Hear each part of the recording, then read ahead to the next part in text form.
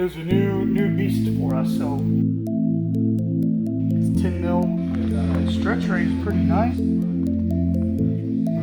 was expecting a little more resistance. Squeezes out nice.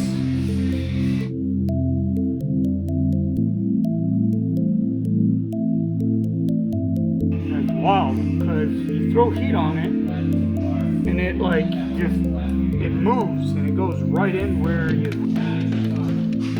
wishing it to go, but it goes without like a lot of push.